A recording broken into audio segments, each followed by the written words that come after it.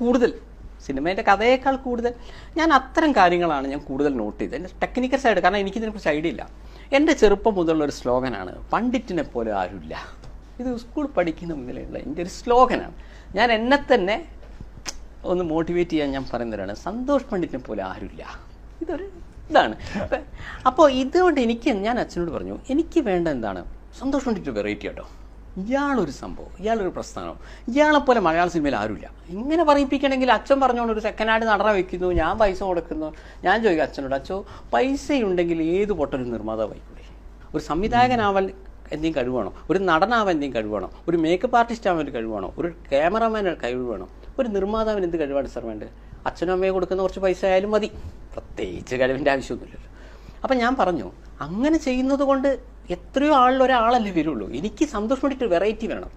എനിക്ക് ഉദ്ദേശിക്കുന്നത് ഇതാണ്. എന്നിട്ട് ഞാൻ പറഞ്ഞു, ഈ 5 lakhs പടം ചെയ്യാം.